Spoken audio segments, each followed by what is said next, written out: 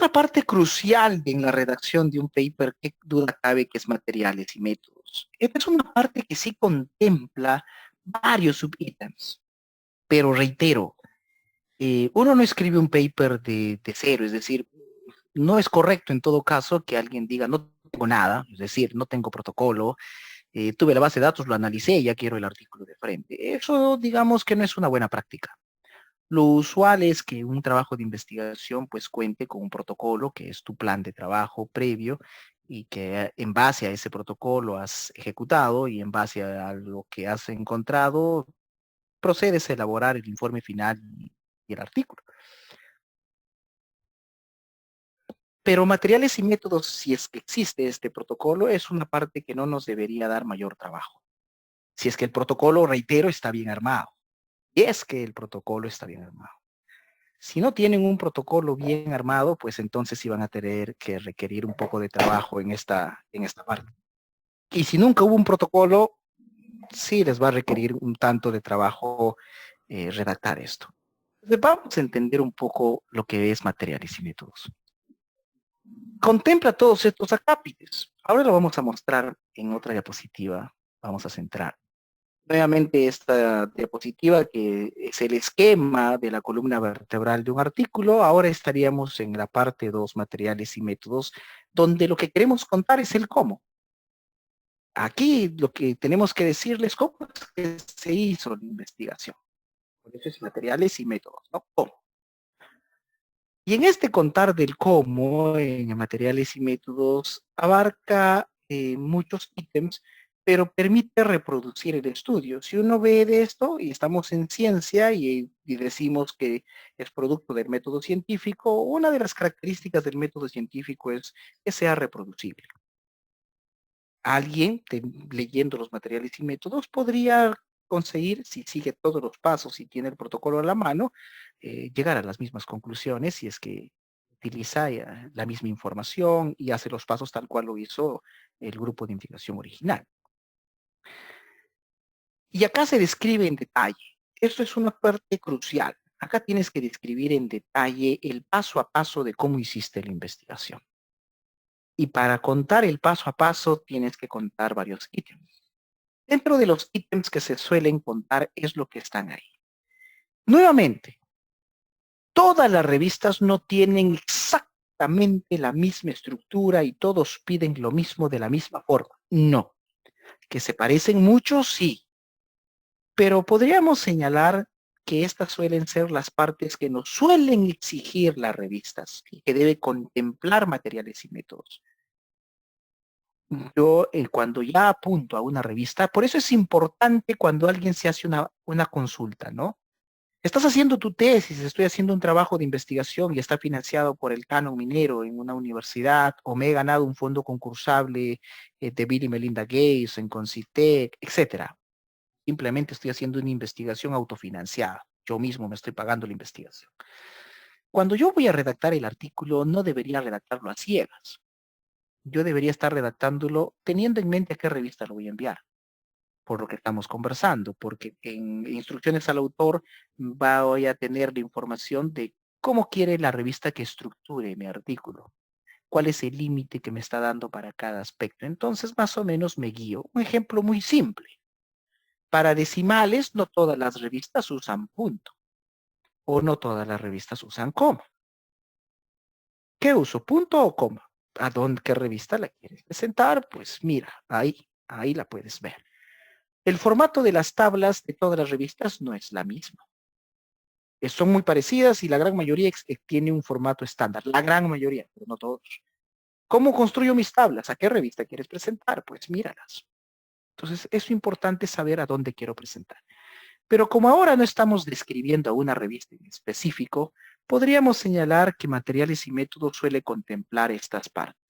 Diseño del estudio, el área del estudio, que en inglés es setting, la población y la muestra, las definiciones de ciertas variables o las definiciones de ciertos términos fundamentales en tu estudio. Vamos a ver unos ejemplos.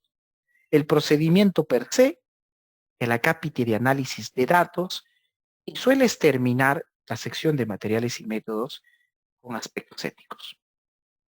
Casi una norma, es casi, sin serlo, que materiales y métodos se termine con aspectos éticos.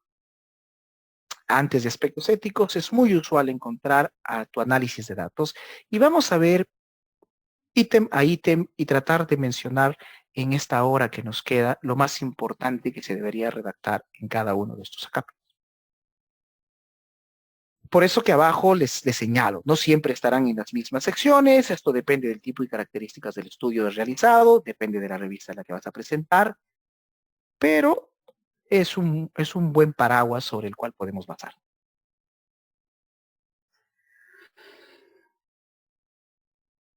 Respecto a los diseños de estudio, en realidad sí.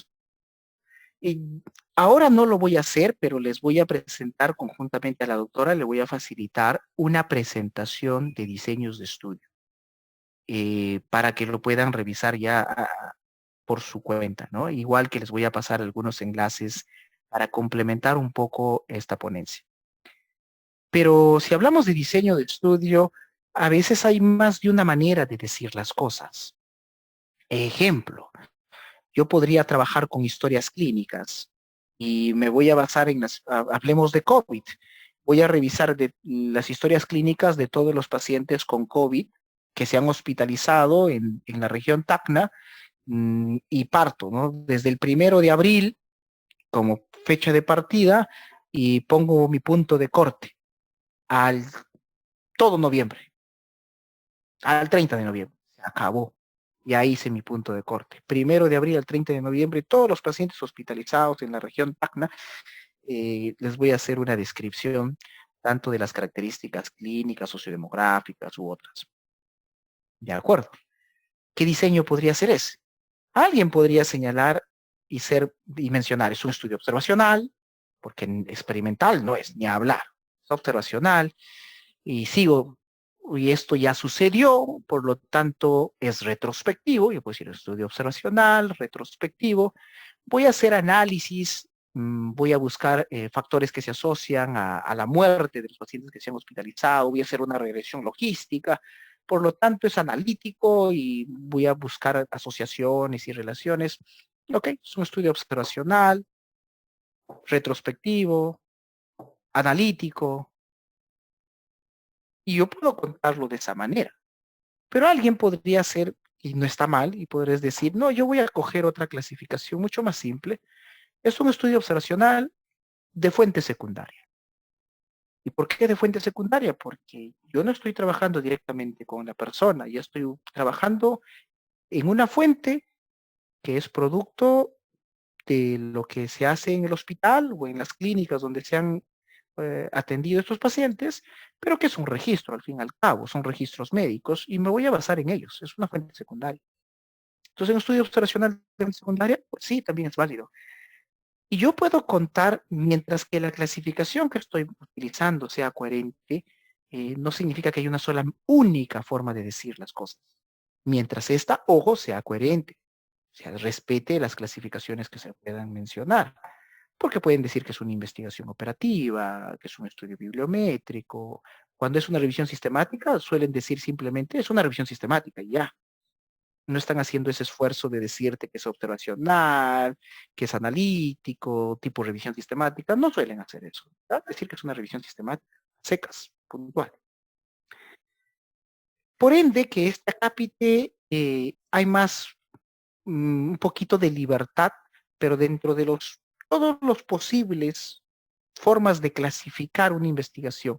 Mientras cojas una de las clasificaciones o más de una, pero es coherente lo que redactas, no va a haber mayor problema.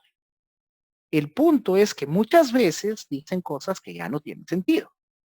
Me pasa con alumnos en pregrado cuando señalan, mi estudio es observacional, descriptivo, de fuente secundaria, prospectivo o analítico. Y yo les digo, ojo, a ver, un momento. Si es descriptivo, entonces no puede ser analítico, o es uno o es lo otro, porque son dos cosas completamente diferentes. Justamente una clasificación se basa en que sea descriptivo o analítico. Es como decirme yo soy varón y mujer, no tiene sentido. O alguien no podría decir es observacional y experimental. No, pues, o es experimental o es observacional. A menos que, sin que se complique la cosa, que tu estudio pueda ser de dos fases. Es como que es un estudio grande que comprende dos subestudios. Un primer subestudio es un experimento y un segundo subestudio es un estudio observacional. Ya, pero si estás en ese escenario, que no es usual y es muy atípico, si existe, sí, pero si estás en ese escenario, por ejemplo, los estudios cual y cuantitativos, tiene una parte cuantitativa donde van a usar estadística y donde puede decir el diseño que está usando para la parte cuantitativa, y tienes una parte cualitativa que puede usar un focus group, una entrevista a profundidad. Son los estudios cual y cuantitativos. Y yo podría señalar y explicitar cuál es el diseño utilizado dentro de la parte cuantitativa y cuál es lo que he utilizado dentro de la parte cualitativa. Pero si estás en ese escenario, si es un estudio tan simple como el que te he planteado de revisar historias clínicas de pacientes con COVID-19 en la región Tacna, en el periodo que ya les planteé, decir que el estudio es descriptivo y analítico ya es una incongruencia, porque son dos cosas opuestas. No pueden ser las dos cosas a la vez. Entonces, bajo esa premisa, mientras ustedes redacten algo coherente, no van a tener mayor problema. A lo mucho la revista te puede dar una sugerencia de sugerimos tal cosa, pero no es que estés mal. ¿Cómo se redacta un diseño de estudio? ¿Cuánto le debo dedicar a esto? ¿Cuánto en texto? Es muy simple. Suele ser muchas veces 2 líneas, 3 líneas, y algunos autores pueden dedicarle un párrafo pequeño, pero no más que eso. O sea, para yo señalar el diseño de estudio que estoy utilizando, me puedo tomar la molestia, reitero, de redactar desde 2 líneas y media, 3 líneas, a un párrafo pequeño que no va más allá de 4, de 5 o 6 líneas exagerando. Es suficiente, no más que eso. Veamos este artículo de la revista española que hemos visto anteriormente. Es el mismo artículo de características clínicas de los pacientes hospitalizados con COVID-19 en España y resultados del registro semi-COVID-19. Esto lo hemos analizado para la introducción. Cuando llegamos a la cápita de métodos, o sea, aquí también sinónimos, algunos artículos llaman materiales y métodos, otros simplemente métodos, pero es lo mismo. Tiene un subtítulo que dice diseño del estudio y le dedica este párrafo a diseño del estudio. Eso es todo, no hay más. De ahí pasa a otros acápites. Dice estudio observacional y de ahí nos cuenta un poco. El registro semi-COVID-19 es una cohorte retrospectiva en curso que incluye consecutivamente la mayor parte y te comienza a contar un poquito de lo que han hecho. Pero lo que he resaltado en verde ese es el diseño. Si queremos resumir a la mínima expresión, es un estudio observacional de corte retrospectivo, tal cual. El resto ya es explicar un poco este hecho. Y listo. ¿Y por qué es de cohorte? Porque es un grupo de personas, pacientes en este caso. ¿Y por qué? Y una corte con H significa que existe seguimiento.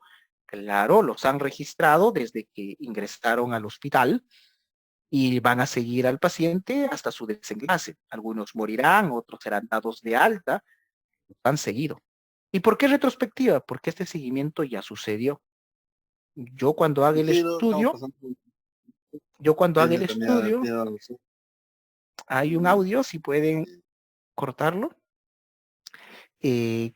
¿Por qué retrospectiva? Porque me baso en que es un seguimiento que ya sucedió, ya pasó, ¿no? O sea, sí, es cierto. Yo retrocedo en el tiempo y digo, el paciente ingresó, se registró, está hospitalizado, se le va a hacer un monitoreo de sus signos vitales en los siguientes días, puede estar semanas hospitalizado y finalmente puede ser dado de alta, puede fallecer. Entonces el paciente ha sido seguido, pero todo este seguimiento ya es un tiempo pasado.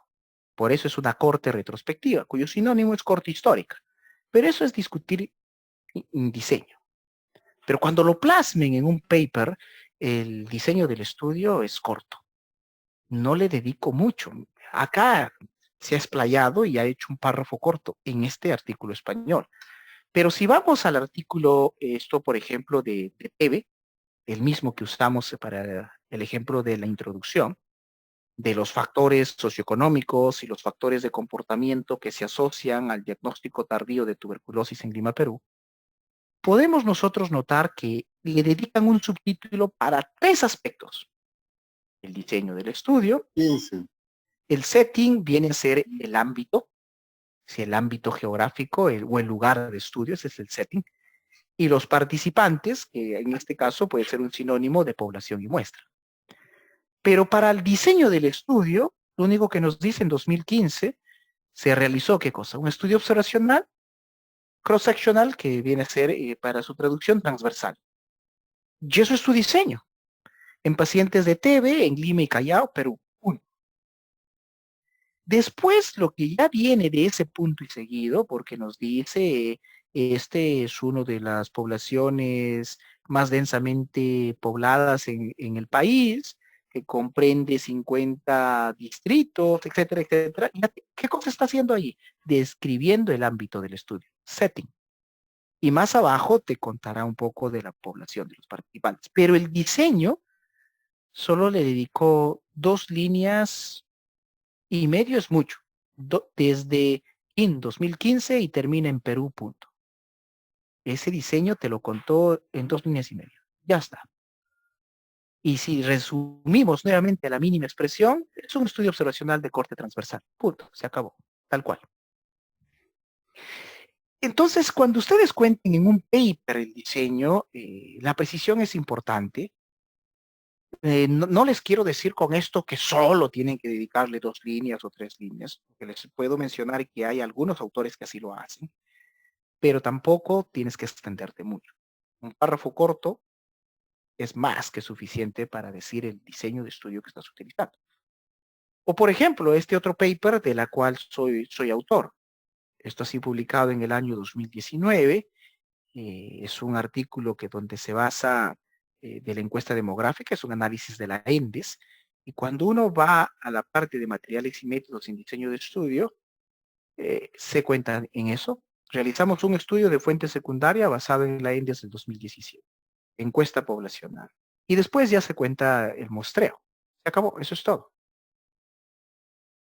Entonces, un estudio de fuente secundaria. Para eso se ha hecho una encuesta poblacional, que es la ENDES. Y ya está, ese es el diseño. El otro acápite, cuando uno habla materiales y métodos, este acápite a veces no está. No es usual encontrarlo en todos los artículos, pero es importante mencionarlo porque sí aparece en algunos de ellos, es el área de estudio. Es describir un poco el lugar o el área o el lugar de estudio, ¿no? Por eso les menciono ahí que depende del tipo de estudio, del lugar donde se realice, y se describe un poco ese escenario. Para ejemplificar esto, podríamos señalar lo que habíamos puesto acá. Aquí es donde, a partir de Perú, este artículo que está aquí americano, ya te describe el lugar de estudio. El describir que se ha hecho esto en Lima y Callao, ya comienza a describir Lima y Callao. Cuántos habitantes tiene, cuántos distritos comprende. Esa es la descripción del lugar. Y acá está como set. Reitero, no se hace en todos los papers, pero sí es una exigencia usualmente en los informes finales. Después de describir el lugar de estudio, otra cosa fundamental, esto no se obvia, esto aparece prácticamente siempre, es población y muestra. Y en población y muestra, aquí sí tienen que dejar en claro ustedes cuál es la población de estudio. Y si han trabajado con una muestra, cuál es el diseño de la muestra. Acá voy a aclarar algunos conceptos que se confunden. No estamos en un curso de metodología, pero es importante entender algunos conceptos al momento de redactar un paper. Una cosa es tener en claro qué es mi población de estudio. Voy a hacer un poco de teoría súper rápido. Población universo, población diana, no es sinónimo de población de estudio. Son dos conceptos diferentes. Y otra cosa es muestra. A ver, vamos a hacer una pausa por el audio que se ha filtrado. Ya, creo que se solucionó. Una cosa es población universo, población diana. Otra cosa es población de estudio. La población de estudio, como su nombre lo señala, son aquellas unidades de análisis sobre los cuales yo puedo estudiar. Esa es mi población de estudio. que pueden ser seres humanos, mi población de estudio pueden ser historias clínicas, mi población de estudio pueden ser animales, mi población de estudio pueden ser plantas. Eso ya lo definiré dependiendo de la pregunta de investigación que me he planteado. Pongamos que son seres humanos. En esa población de estudio que yo estoy claramente definiendo, yo tengo que determinar los criterios de elegibilidad, que se traducen en criterios de inclusión y exclusión. Una población de estudio se define por los criterios de inclusión y exclusión. Soy más explícito todavía. Mi población de estudio debería yo decir, vamos a poner el ejemplo práctico, pacientes, de dónde, o sea, el lugar, temporalidad, el cuándo, y en criterios de inclusión podría señalar no cualquier paciente, trabajo con mayores o iguales a 18 años, allá, si alguien tiene 17, no ingresa. Exclusión, eh, no voy a trabajar con aquellos pacientes que, mm, ejemplo, tienen un cáncer, o con aquellos pacientes que no van a brindar un consentimiento informado porque simplemente sin eso no pueden ser partícipes del estudio. Y aquellos que ya me cumplen con los criterios de elegibilidad, pertenecen a ese grupo temporal, a ese ámbito geográfico delimitado, esa es mi población de estudio. Y el investigador tiene la potestad de decir, yo trabajo con toda mi población de estudio o, o con una muestra que se desprende de la población de estudio. Ojo, o con una muestra que se desprende de la población de estudio. Y también tengo muestra, una vez que he definido mi población de estudio, que ya dije de dónde son, cuál es la temporalidad, cuáles son los criterios de elegibilidad, y ya definí mi población de estudio, y tengo muestra, en la muestra tengo que contar dos cosas. Cómo calculo el tamaño de esa muestra y cómo seleccioné esa muestra. Una cosa es el tamaño. Ejemplo, mi población de estudio son 1000, pero para trabajar con una muestra son 125. ¿Cómo calculaste los 125? Cuéntame en el paper. Una vez que ya tienes los 125 de los 1000, ¿cómo seleccionaste a los 125? Los 125, pero ¿cómo seleccionaste esos 125 de los 1000? Y ese es el muestreo. Cuéntame. Entonces, el cálculo del tamaño de muestra y la selección de esa muestra se tiene que contar si es que estoy trabajando con una muestra. Entonces, eso es lo que es población y muestra. Comprende estos acápites. Y eso se puede traducir en esta revista nuevamente, que estamos viendo este paper como ejemplo. Ellos tienen un acápite, un subtítulo que es población de estudio y participantes. Y si se dan cuenta, te define en el primer párrafo la población y explicita el criterio de inclusión y explicita los criterios de exclusión. Como esto es un registro, cuando uno ya lee el artículo completo y se está basando con los pacientes hospitalizados de COVID-19, han trabajado con todos los pacientes que cumplían los criterios de inclusión y exclusión. Algunos denominan esto trabajó con toda la población de estudio y otros utilizan el término fue una muestra censal, una muestra que abarcó todo. Ambos son válidos, cada uno defiende su trinchera y pueden utilizar cualquiera de los dos. Y una vez que has definido eso, queda clarísimo tu ejemplo. Pero hay un acápite en tu artículo donde vas a delimitar a tu población de estudio y para ello es fundamental saber los criterios de inclusión. Eso tienen que redactarlo adecuadamente. En este otro ejemplo, en este otro artículo que ven ahí, se puede mencionar el diseño de estudio y aquí se cuenta un poco de lo que estábamos mencionando de los criterios. Y aquí han usado para esto, si ustedes ven aquí, un diseño muestral complejo, bietápico, probabilístico, de tipo equilibrado, estratificado, independiente. ¿Por qué es un diseño complejo? Porque abarca todos estos detalles. Es un diseño muestral complejo. O sea, la ENDES, no es algo que el investigador haya hecho, la ENDES de por sí trabaja con un diseño muestral complejo. No te encuesta a toda la población del Perú. O sea, no es un censo. Cogen una muestra. Y como es una muestra de un país, es un muestreo complejo. Y eso está descrito en la ficha técnica. Es una forma de trasladarlo aquí. Ahí está la dirección web donde se menciona esto y el diseño muestral permite inferencias y vas detallando. Esta es la población y el diseño muestral en este paper, cómo lo está redactando. De las definiciones, ese otro acápite, aparte de la población y muestra, son las definiciones. Las definiciones de ciertos términos. No confundir y de que tengan que definir todo, no. Nadie está mencionando de que deben hacer una definición de variables como edad, de variables como sexo, de variables como grado de instrucción o de lugar de procedencia, que pueden ser variables muy, muy comunes y de entendimiento nada complicado. Pero hay datos que sí tienen que definir.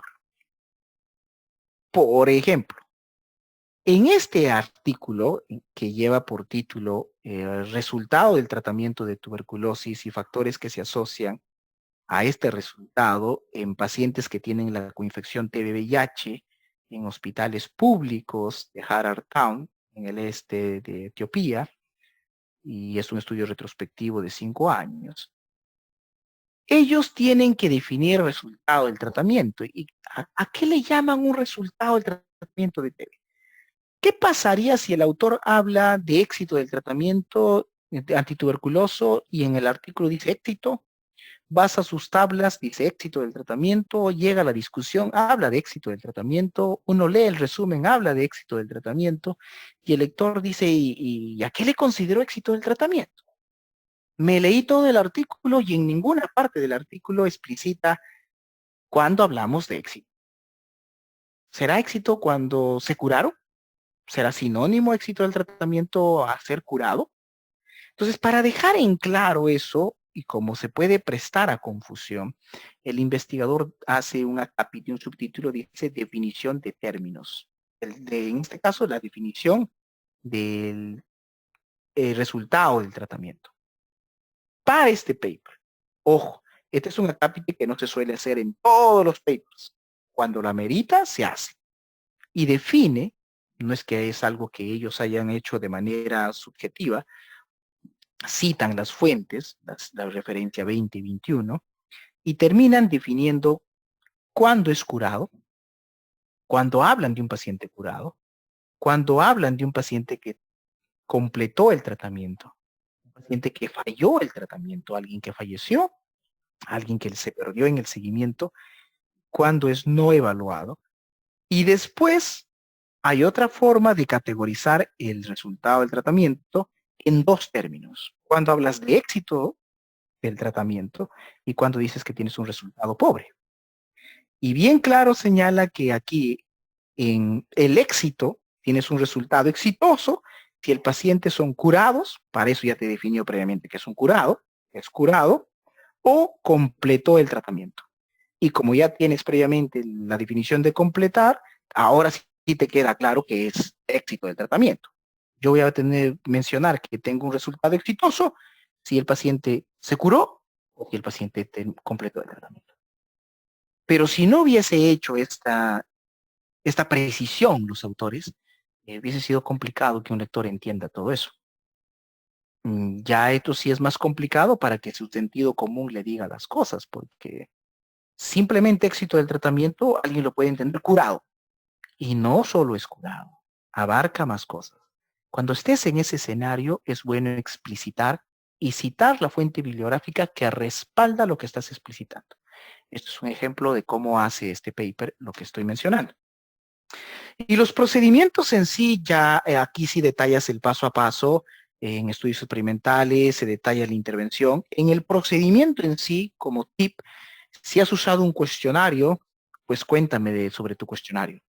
Es un instrumento que ha sido validado y si ha sido validado, ¿cómo se validó? ¿Cuáles son algunos parámetros de la validación que ya se hizo previamente? Si es que es un cuestionario que lo has creado, cuéntame cómo fue esa creación, esa elaboración del cuestionario que has utilizado. Y en esa creación que has hecho, ¿cuáles son los pasos de validación de ese cuestionario que estás utilizando? Si es una ficha de recolección de datos, no son sinónimos cuestionario y ficha de recolección de datos, pues cuéntame un poquito cómo llegaste a elaborar esta ficha de recolección de datos y cómo utilizaste esa ficha de recolección de datos. No, si me van a dar una base de datos, pues cuéntame un poquito cómo es que llegaste a obtener esa base de datos, cómo gestionaste esa base de datos. Eso es lo que tienes que hacer. Y pues, no, yo he utilizado un cuestionario, pero también he tomado medidas antropométricas. Pues cuéntame un poco cómo fue el proceder. ¿Comenzaste con las medidas antropométricas? ¿En qué orden realizaste las medidas antropométricas? ¿Utilizaste también un tallímetro, una balanza? ¿Qué fue primero? ¿Primero pesaste? ¿Primero tallaste? ¿Y finalizaste con el cuestionario? ¿O fue el proceso al revés? ¿Comenzaste con el cuestionario y después de ello con las medidas antropométricas? ¿Cuál fue esa secuencia? Y el tiempo que que suele demorarte. El cuestionario, ¿cuántos ítems abarca? Tomar ese cuestionario demanda ¿cuánto? ¿10 minutos? ¿15 minutos? ¿Lo hiciste, lo abarcaste ahí en la vía pública? ¿Fue en un ambiente privado? ¿Tuvo las comodidades del caso? ¿Fue en el cuestionario autocumplimentado? ¿Le diste al participante y el participante rellenó por su cuenta y lo esperaste a unos metros? ¿O lo, uno, el investigador completaba el cuestionario mientras hacía las preguntas al participante? Eso es lo que tienes que contar ahí. ¿Cuál es el paso a paso para la recolección de tu información y cuenta sobre los instrumentos que has utilizado y el orden en las que has venido haciendo? Para esto, los artículos pueden contarte cosas como esto.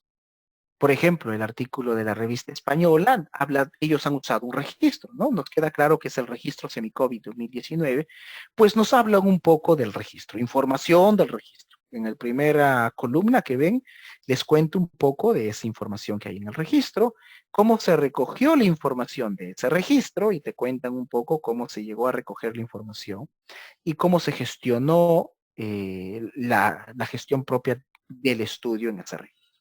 Entonces, la metodología del paso a paso ellos lo han estructurado en 3 partes. No todos los autores van a seguir esta misma lógica, pero la secuencia es muy similar. Finalmente, espero que no nos gane el tiempo, ya estamos en los 2 ítems, es el análisis de datos. Del análisis de datos, si estás en un estudio cuantitativo, pues me vas a contar aquí lo que el lector desea saber es, muy bien, toda esa información que ya me contaste en el procedimiento, toda esa información, ¿cómo la trabajaste?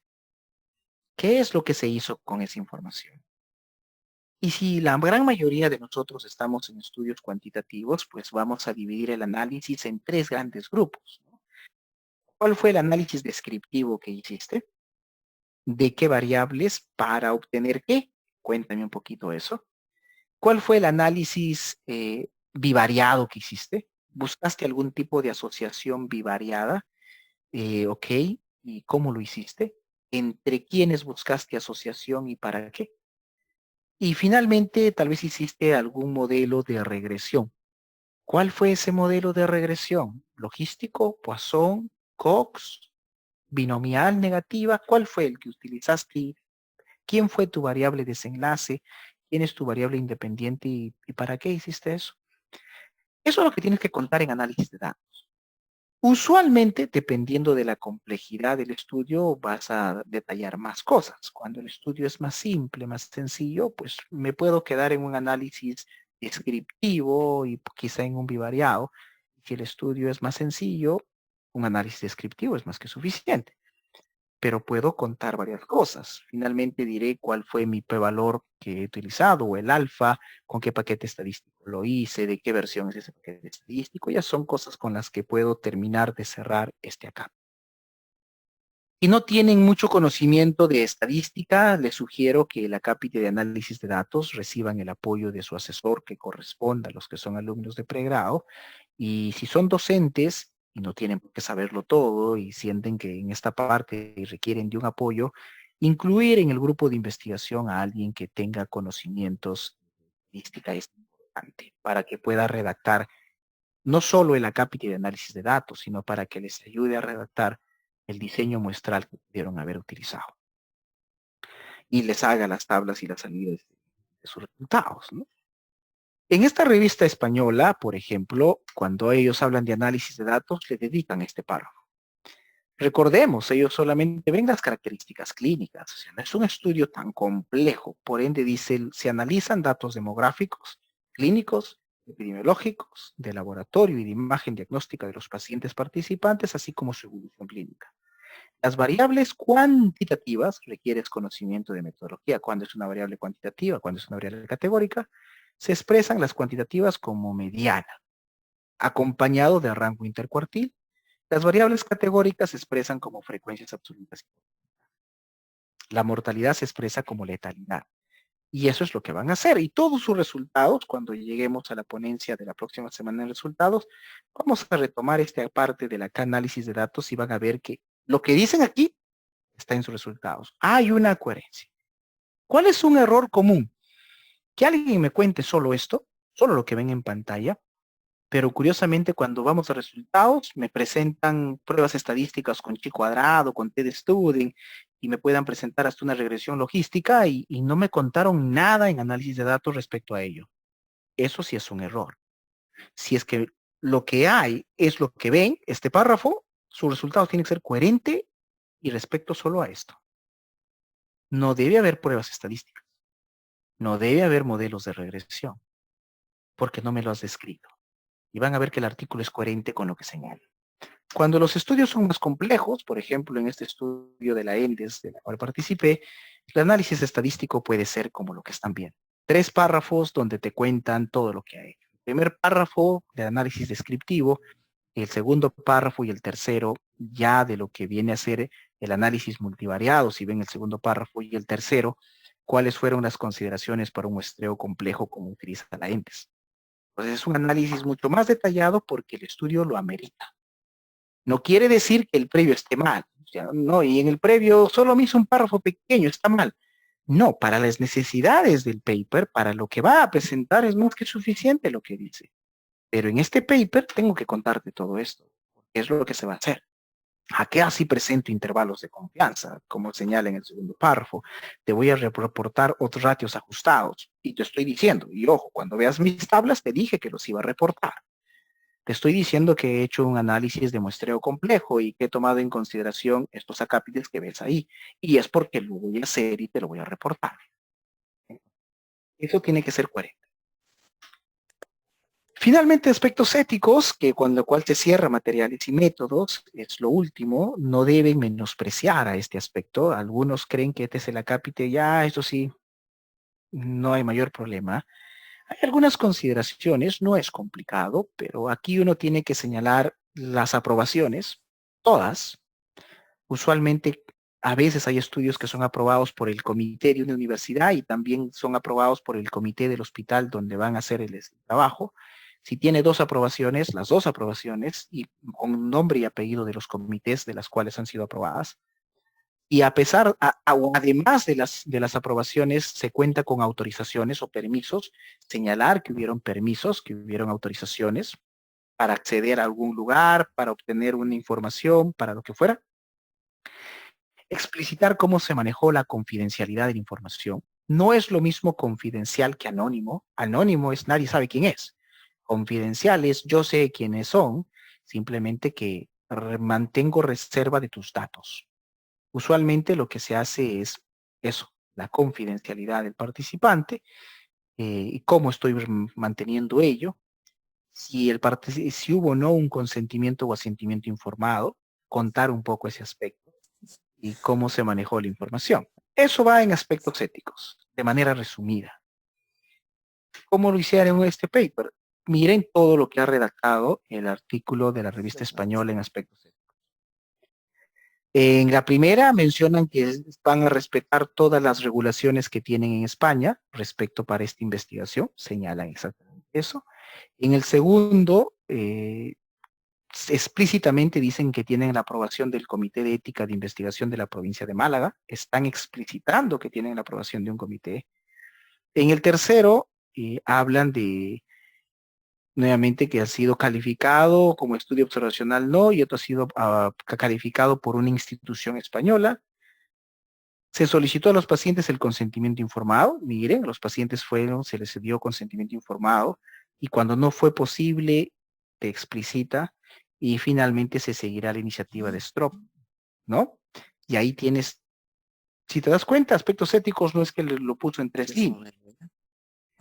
Y en otro paper, como esta de aquí, el americano, sí le dedica 2 párrafos, pero hace un poco de lo que les he mencionado, ¿no? Los permisos, las aprobaciones por los comités, el manejo de la confidencialidad de la información, es fundamental abarcar al menos estos tres conceptos en éticos. Y a ello, dependiendo del estudio que están haciendo, le van agregando algunas cosas adicionales. Ok, no voy a cansarles más en ese detalle. Y antes de que pasemos a la ronda de preguntas, que finalmente es lo que ustedes va para cerrar este día de manera correcta, nuevamente los tips que presenta este editor. Y si vamos a métodos, son 3 tips lo que dice. Lo voy a leer, que es algo lo que dice el editor. Generalmente es mejor utilizar el tiempo activo en vez de pasivo. Esto es un detalle interesante. Esto es ya como para pulir más. Él sugiere que se debe decir, nosotros realizamos el estudio, porque usualmente los trabajos de investigación es realizado por más de una persona, y no decir el estudio fue realizado. Pero ya esto es una sutileza. Quieren pulir más su trabajo, tengan en cuenta esa sugerencia. El punto 2 incluye suficiente información para que el lector entienda lo que se hizo, pero no exagere y no repita lo obvio, por lo que ya hemos mencionado. Cansas al lector. Probablemente ustedes, algunos ya están cansados de la ponencia, pues leer un paper para algunos es cansado y no es la idea cansarlos, no es la idea aburrirlos, sino la idea es de que puedan ustedes entender lo que ha tratado de decir, con el menor número de palabras posible. Tercer tip, a menos que el tema del manuscrito sea una nueva metodología de laboratorio, provea resúmenes cortos de los métodos utilizados. Pero esta es una excepción, ¿no? Métodos de laboratorio, si tuvieras en ese escenario, harías un poco lo que menciona el editor. Perfecto. Ha sido una ponencia un poco más larga, si es que resultados amerita todo eso. Comentarios o dudas o consultas, lo que ustedes deseen, gustoso de poder resolverlo. Tengo una inquietud. Claro. Bueno, para hacer un resumen, para lo que es la metodología, hay cantidad de autores para los tipos de diseños y bueno, ¿no? Por eso tal vez la confusión. Cada universidad, incluso los mismos trabajos, las mismas tesis o artículos, utilizan distintos tipos, formas de hacer pues un tipo de diseño. Eh, por ejemplo, se me ocurre Sampieri, ¿no? Tiene su forma de hacer la metodología de investigación. Eh, en particular, usted, ¿cuál más utiliza, o la universidad, si nos puede comentar, eh, algún autor en especial, estructura, una forma sencilla de hacer pues un tipo de diseño, ¿no? Para nosotros poder encasillarnos en ello, porque son bastantes, como usted comprenderá, ¿no? Sí, en ese aspecto, lo que usted acaba de mencionar, Sampieri es un autor mexicano, al menos se le suele utilizar mucho. Esto ya no lo voy a presentar, los voy a compartir con ustedes. Hay muchos textos, de ahí que les mencionaba que mientras lo que el autor esté plasmando sea coherente, está muy bien. Y esto podría ser un resumen de la clasificación de los diseños. Cuando hablamos por causas, de acá. Cuando hablamos por la finalidad del estudio, puede ser analítica o descriptiva, y acá te explica cuándo es analítica, cuándo es descriptiva. Por secuencia temporal, los estudios suelen ser transversales o longitudinales. O es una o es la otra. O sea, no puede haber un estudio que diga es transversal y longitudinal a la vez. Eso sí es incorrecto, porque transversal tiene una definición muy estricta y lo mismo longitudinal. Longitudinal prácticamente existe seguimiento. Transversal no. Transversal se mide una sola vez a cada participante los datos que uno desea. Longitudinal, pues no, puedo valorar más de una ocasión la información del participante. Otra clasificación experimental y observacional, y obviamente estos tienen su propia definición, y otra con respecto al inicio, si es prospectivo o retrospectivo. Esto podría ser un resumen de los diseños, pero no te abarca todo tampoco. Pero sí podríamos mencionar que abarca la gran mayoría de todo lo que se puede conjugar. Y de ahí ya viene un poco de explicación de cada uno de los diseños. ¿Por qué digo que no abarca todo? Un estudio bibliométrico, ¿cómo estaría consignado aquí? Una revisión sistemática, ¿cómo se consigna? Y esto básicamente son para los enfoques cuantitativos. Un estudio cualitativo, ¿cómo se suele consignar? Entonces, hay una gran cantidad de diseños, un estudio económico, por ejemplo, una valoración económica, ¿dónde va? Y ahí ya van haciendo algunas excepciones a este cuadro resumen, donde se puede consignar. Como ya les reitero, si nosotros buscamos una revisión sistemática, cuando ve el diseño de estudio es tal cual, revisión sistemática. Nos suelen dar más detalle, no te van a utilizar esta tabla que estoy mostrando como resumen. Puede servir mucho para pregrado, donde hacemos estudios más observacionales y epidemiológicos y me ayuda mucho. Pero soy consciente de que va a haber un grupo de investigaciones que van a escapar a esta tabla de resumen y que tengo que tener cuidado al momento de leerlo, ¿no? Y esto está de Argemon y Jiménez, esta clasificación que brinda, pero también está en coherencia con Kleinbaum, que es otro autor que el libro lo tengo, podría pasarlo a la autora. Es un libro, bueno, está en inglés, esa es la gran dificultad, pero es muy simpático. Los que pueden o tienen la facilidad de leer en inglés, es un libro que recomendaría mucho Kleinbaum. Si no fuera el caso, pues el de Argimon y Jiménez es un buen referente en nuestro idioma, ¿no? En español. Ok. Buenas noches. Sí, buenas noches. Sí, por favor. En cuanto a la estructura de los artículos, no menciona las características del título, porque el título creo que es sumamente importante, debe ser atractivo para el lector y puede predecir un impacto que puede tener este artículo. No pienso que, no sé cuál es su opinión. Totalmente coherente con lo que acaba de manifestar. Absolutamente de acuerdo.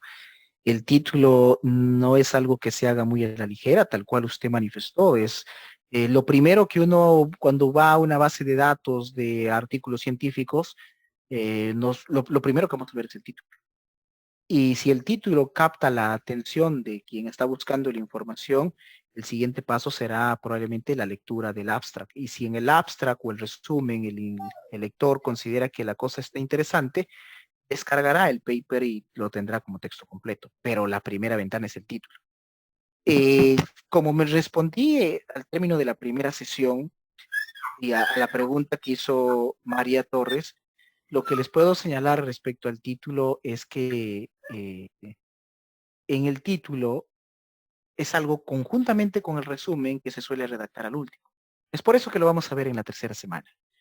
Me voy a dar la licencia en la última sesión que tenemos de hablar un poco del resumen y del título, pero totalmente de acuerdo con lo que señala, ¿no? No sé si Otra hubiera... pregunta, si Sí, por favor. me permite. Un poquito de duda en cuanto a cómo se llama si el estudio es analítico, descriptivo. Pienso que podría ser como una fotografía, ¿no? Ese estudio del artículo donde yo primero describo y después los datos los voy a analizar. ¿No es así? Quisiera que me aclare. Y ya, respecto a lo que es analítico y descriptivo, para hacerlo más preciso, si ve la pantalla, el analítico lo que te va a decir es que se busca con el estudio una relación causal entre un factor y un efecto. De alguna manera intenta estudiar un poco la existencia o no de causalidad. El descriptivo no evalúa una presunta relación causa-efecto, hace más una descripción. Pero no hay que confundir, tampoco quisiera confundirlos ustedes, decir que el diseño del estudio es analítico o descriptivo con el análisis estadístico. Hay análisis estadísticos que son descriptivos, análisis bivariados y análisis multivariado. Pero el análisis estadístico descriptivo no es sinónimo de hablar de un diseño de estudio descriptivo. Son dos acápites diferentes. Pero van a tener cuidado en eso, porque puedan escuchar que en estadística descriptiva, la estadística descriptiva no es sinónimo, reitero, de decir que tengo un diseño de estudio descriptivo. La gran mayoría de los trabajos, cuando ya aquí también existe y lo van a poder ver en los papers, es cuestión de ver simplemente los trabajos publicados. Hay autores que este concepto que está aquí escrito por Argimon y Jiménez de que buscan una relación causal, muchos autores señalan desde que ya estoy usando, por ejemplo, una prueba de chi cuadrado, ya estoy buscando asociación, porque el chi cuadrado me permite determinar asociación. Por ende, para mí, un estudio que ya va trabajando con pruebas estadísticas como chi cuadrado, ya está entrando en buscar esa presunta relación causal y es un analítico. Otros autores son más estrictos y dicen, no, analíticos dentro de estudios observacionales, viene a ser un caso sin control, un cohortes. Y si es que no es un caso control, un cohortes, y hablamos, por ejemplo, de un estudio ecológico o correlacional, eso es descriptivo y no llega a ser analítico. Y va a haber esa diferencia entre los autores en la clasificación. Hay cosas que no tienen duda. Por ejemplo, si me preguntaran, un estudio de cohortes con H es analítico o descriptivo, analítico en todos los autores. No hay un solo autor que diga que eso sea descriptivo. Entonces, si algún alumno consigna como descriptivo un estudio de cohortes o algún investigador, pues ese es un error, porque toda la evidencia es contundente a ese respecto. Y lo mismo pasa con los diseños de casos y controles. Existe un grupo control, un grupo de casos, voy a calcular usualmente un odds ratio, el odds ratio me permite determinar magnitud de la asociación, me dice cuál es el odds o la chance de tener un desenlace respecto a otro grupo, de un grupo respecto a otro grupo. Por lo tanto, eso es un estudio analítico y no hay discusión. Todos los autores dicen que es analítico. La discusión comienza con los estudios ecológicos. Por ejemplo, un estudio ecológico no todos los autores lo ponen como analítico. Hay un grupo que lo pone como descriptivo, un grupo como analítico. En ese escenario ya es una Ok, ok. recomendación. Hay que ser un poco flexible. Y un alumno lo consigna como descriptivo y yo me cierro. Pues, no, tal autor dice que es analítico y se acabó, es analítico. Pero hay otros autores que discrepan con eso y consideran que es descriptivo. Entonces, ¿por qué no ser un poquito más flexible? Y si estamos en un estudio ecológico, ya podemos ser un poco flexibles en ese aspecto. Hay cosas en las que no podemos ser flexibles, hay cosas en las que sí. Pero sí, el tema siempre de diseño de estudio es para tocarlo y debatirlo, ¿no? No sé si con eso respondo un poco la duda. Sí, está bien, gracias. Doctor, una pregunta. Sí, por supuesto. Doctor, normalmente es en un trabajo científico, si yo quiero reproducir ese trabajo, tengo que ir a ver cuál es la metodología que ha llevado este autor. En el caso de artículos, estoy viendo de que no se coloca la técnica o método utilizados por este autor. Debería. Cuando hablamos de técnica o método, por ejemplo, la técnica de laboratorio, si podemos mencionarlo, en este escenario, para hacer un ejemplo que pueda entenderse por todos, si alguien habla que para diagnosticar COVID-19, una de las técnicas referenciales es PCR, y yo voy a hacer una investigación con PCR, y ahora están saliendo nuevas técnicas de diagnóstico moleculares también, pero ya adecuados. El PCR estándar demora 2 horas y hay estudios que quieren hacer que esto baje a 30 minutos, sea mucho más rápido, más portable, no tener tanto equipo, entonces que pueda implementarlo más fácilmente en otros escenarios, y uno trata eso, sí tendría que detallar cómo es que, en qué consiste ese método de diagnóstico, cuál es el paso uno, el paso dos, cuánta cantidad de líquido o de suero sanguíneo, o qué es lo que estás necesitando, la centrifugación, cómo lo haces, el tiempo, cuál es la lectura, tiene que detallarlo, ¿no? Si es que realmente su paper está en eso. Pero si no tiene nada que ver con temas laboratoriales y digamos, vamos a algo mucho más simple como aplicar un cuestionario, pues reitero, la metodología tendría que detallar ese cuestionario, cómo nació, cómo surgió, quién lo creó, y en esa creación no solo decir, estoy utilizando un cuestionario creado por el grupo chileno tal, y ya, pero ¿se validó?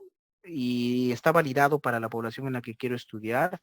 Y si digo que está validado, ¿por qué digo eso? O sea, ¿cuáles son los parámetros de validación utilizados? Ejemplo, y utilizaron un alfa de Cronbach. ¿Y cuál es ese alfa de Cronbach que acompaña esa validación?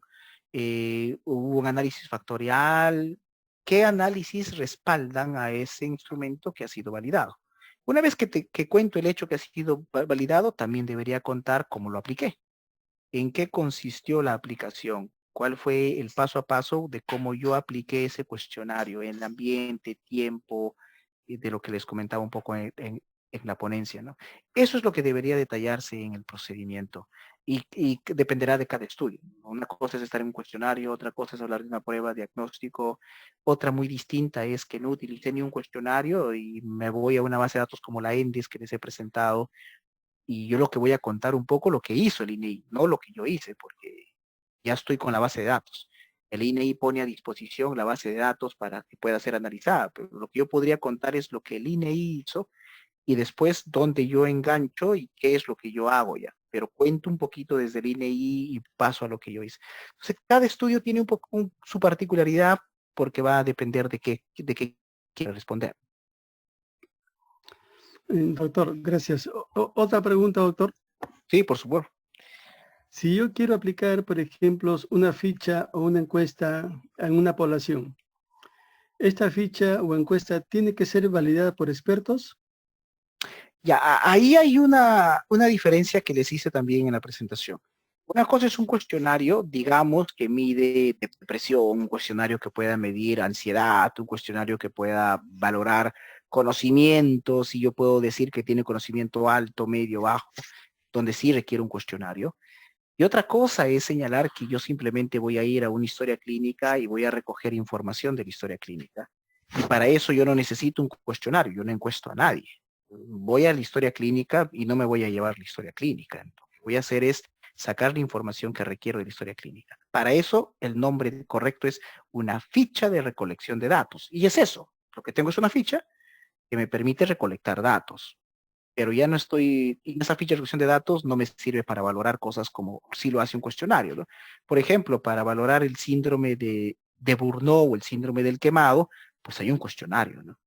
Para los psiquiatras o los psicólogos utilizan muchos cuestionarios. Los nutricionistas también suelen utilizar cuestionarios. Nosotros, o bueno, yo soy médico, los médicos también suelen utilizar cuestionarios. Por ejemplo, nivel de conciencia en la emergencia, el mini mental test, pues es un cuestionario. Pero una ficha de recolección de datos es diferente, es para recoger datos nada más. El cuestionario sí tiene un proceso de validación más estricto. La ficha de recolección de datos, el proceso es más simple. No significa que por ser más simple lo hace cualquiera y de un día para otro. No, hay unos pasos mínimos y puede ser revisado por un grupo de expertos, pero no requiere una validación tan estricta como un cuestionario, ¿no? Usualmente por una ficha no se le va a pedir un alfa de Cronbach ni nada similar, porque no valoras constructos, simplemente recoges información. Lo que te interesa es que la ficha esté muy bien armada para recoger la información que requiero de la mejor forma, organizada y con los códigos que correspondan, porque los paquetes estadísticos trabajan con códigos. Entonces la ficha tiene que ir en armonía con eso. Mientras tenga un bonito formato, sea exhaustivo en la información que va a recoger, y ya está. Entonces sí puedo contar cómo creé la ficha, pero es mucho más simple que un cuestionario. Eso sí ya podemos discutir en otro momento, pero el concepto es ese. Gracias, doctor. No sé si hubiera alguna consulta adicional. Mientras ven ese aspecto, lo que yo les voy a dejar para la siguiente sesión es lo siguiente. Con la libertad del caso, lo que les voy a presentar, si bien es esto de aquí es un artículo que estoy escribiendo, es que les voy a presentar. Este artículo que estoy acá escribiendo, les voy a ir cada vez sesión presentando más partes, pero quiero que sean críticos, que cuando lo revisen hagan toda la crítica que corresponda. A propósito, en alguno de los envíos les voy a poner errores a propósito en ese artículo y me interesa que lo identifiquen. Por ahora es la primera sesión. Quiero que revisen en esta primera sesión cómo se está construyendo. Miren que todavía no está el resumen ni el abstract, se construirá posteriormente. Hemos En esta sesión está solamente el título, los autores, bueno, mi persona, y son 3 autores más que somos parte. Por ahora tengo todo el permiso de compartirlo. Aquí está la introducción y ustedes pueden ver que se ha usado un gestor de referencia. Se pone en plomo porque he usado un gestor de referencia para las citas bibliográficas. Pero revísenlo. El primer párrafo, segundo párrafo, 3, 4 párrafos, 5, 6 párrafos tiene esta introducción. Todavía no se ha hecho el conteo de palabras. Después, al último, se podrá hacer los ajustes que precisan, pero lean la introducción. Tienen el título del estudio, tienen la introducción y está materiales y métodos. Aquí está el diseño del estudio para que puedan entenderlo. Aquí está población del estudio y criterios de selección, tamaño de muestra y muestreo, las variables del estudio, todo lo que es variables, el análisis estadístico que se está planteando realizar, las consideraciones éticas que se están realizando en este paper, y todavía no hemos hablado, así es que está en blanco, las partes resultados y discusión, y hasta el momento las referencias bibliográficas que se han utilizado para la introducción resultados. Son 16. Entonces esto lo voy a compartir, les pido que lo revisen a manera de un ejemplo que se está haciendo ahora en caliente, o sea, esto es algo que se va a enviar probablemente en el primer trimestre ya a alguna revista, y critíquenlo, porque cuando lleguemos a resultados y lo demás, les reitero, les voy a poner a propósito algunos errores que espero puedan identificarlo y vean que no, acá está mal, esto no debe ser así, etcétera, etcétera.